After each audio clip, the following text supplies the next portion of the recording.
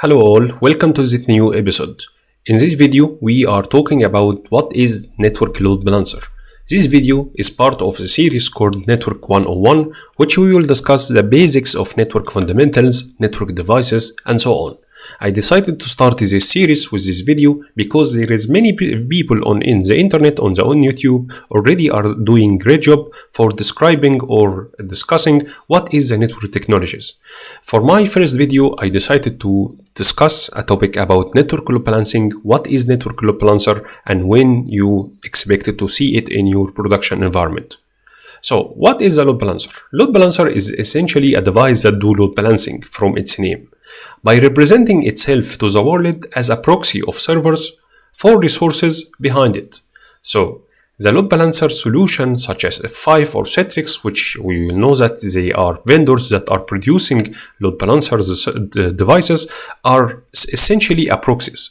Behind these load balancers, there are servers that are load shared the traffic between it. So, as a network engineer, you need to figure out what is it and aware of its existence.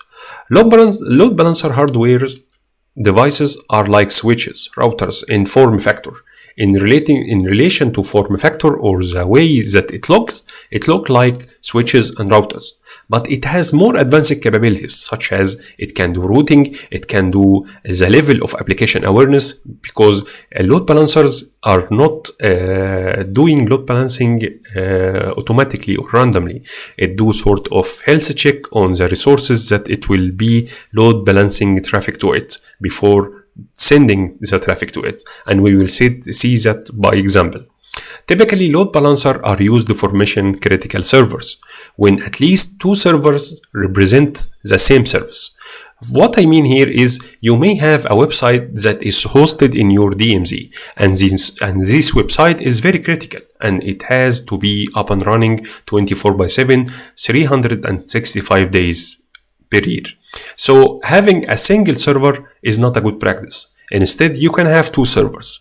But when you are trying to figure out which server that you will map its IP address with the DNS record, you will find that you have two servers. You may consider that mapping the DNS name with one of these servers, and in case of outage for the active server, you manually go and tune up the DNS records to map to the second server.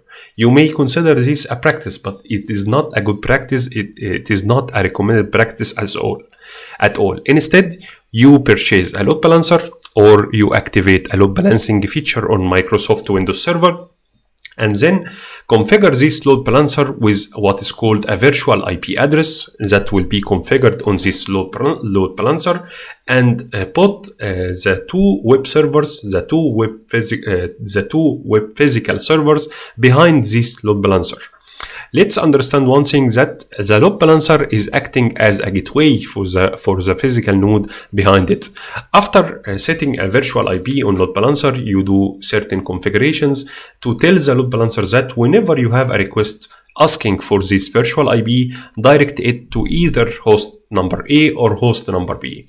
In case host number A and host number B are up and running. So load balancing solution can have a sort of intelligence to detect if the certain host behind it is functioning properly or not. So let's see an example. We have a website and this website is critical. We have already a server in our DMZ that is hosting this website, but due to our needs, we don't recommend to have a single web server. So we implemented a second web server that produce the same page. And our problem here is that when we are instructing a remote user to access this website, we will ask him to access this website or this website. So the dilemma is here. So what we are doing, we will introduce a load balancing solution in our environment. This is a device, as I said, is similar to what you see in router and switch. So this load balancer will have a virtual IP address and will have an external interface that is facing the user. This external interface can be public or private IP address. address, but for our case, we will discuss about private IP address. So we have a segment, or we have a subnet between the load balancer and the user. This segment is 10.0.0.0, and load balancer and between load balancer and the servers behind it, this segment will be 192.168.0.0. And as you can figure from this diagram, the load balancer is isolating or is separating two different broadcast domains, because it works as a router. It will work as a gateway for the servers behind it, and will be responsible for routing the user traffic when he try to reach one of the servers.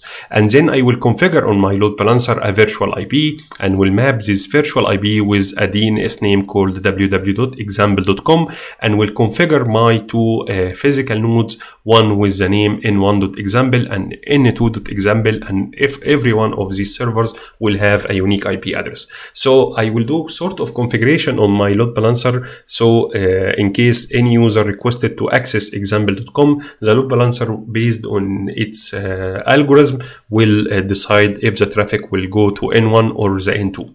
And load balancer, of course, will have a sort of intelligence to check if a web service is running on n1 or n2, and as long as the web service is running on both servers, the load balancer will be able to distribute and share the traffic between these two servers. So that was all regarding load balancer, but there is a more advanced concept that I need you to be aware of and consider it in your work. Load balancer can be an independent device and can be part of device. What we mean here, we can purchase a solution that is working, or a device that is called a load balancer. But in some cases, which is the current situation nowadays, we have a product called F5 Big IP. In F5 Big IP, we purchase hardware, and in this hardware, and according to your purchased license, you can activate as many features as you want. One of these features is the load balancing, or local traffic manager. So load balancer, as you can see, can be an independent device, and can be dependent device, such as the case in F5. Currently, load balancing is part of higher level solution called application delivery control. So you might not find a Gartner report, Magic Quadrant. We will see what is Magic Quadrant report after a few minutes. You may not find a Magic Quadrant report talking about load balancing, but you can find a Magic Quadrant report talking about application delivery control, which is a more holistic concept concerned about the optimum delivery of application. The most basic load balancer you can work with is Microsoft Network Load Balancing, which is a Windows role. It is software-based load balancer, and if you are working on Windows Server, you can do a lab environment on VMware Workstation or VirtualBox and try to set up a load balancer. You will learn a lot. But as I said before, the logic or the same logic apply if you're working on NLP, Microsoft NLP, up to the enterprise scale load balancing solution. And of course, you have load balancing solutions if you are using cloud service. If you are using cloud service, they have load balancing as a service. So understanding what load balancing is essential for the modern knowledge. Some load balancers are application aware, which means they can read up to application level and take action according to it. For example, one of the interesting scenarios is that when you have two websites, one of these websites is presented in English, and the second website is presented in any different language, for example, Arabic, because it's my native language. So you can instruct your load balancer to inspect the HTTP header received by the user, and if it found that the localization of the browser or the user agent is set to Arabic, for example, then the traffic will be directed to the website that is hosting the Arabic web page. So that was just a sample or a scenario. I made it up to just illustrate what does application awareness, or how reading up to application header can be very useful with load balancing. Basic load load balancers, which is common, such as F5 local traffic manager, can pool specific service on the node behind it. For example, like if I'm using F5 or I'm using any kind of load balancing, I can tell the load balancing that you can do traffic load sharing as long as port 443 is up and running. So that's what I mean with that load balancer can pool a specific service. Load balancer, as we said, is relying on what is called the virtual IP address, and each virtual IP address can be mapped with as many as physical nodes that you want. So you can use single virtual IP address for a specific service, let's say a specific website service, and behind the load balancer you can put as many physical nodes as you want. Of course, these physical nodes are representing the same service, and you can have many virtual IP addresses because load balancer is intended to support load balances for more than one service or more than single service. Many vendors have load balancer solutions such as F5, Citrix, A10, and more. You can refer to Gartner Magic Quadrant report to know more about what is the existing vendors that are currently producing this amazing product. So that was all for this video. I hope it was informative, and I hope the information discussed here was clear to you. Don't forget to subscribe and like if you like the content, and let me know in your comment if you have any concern, if you have any question I can help you with. Thank you very much, and bye bye.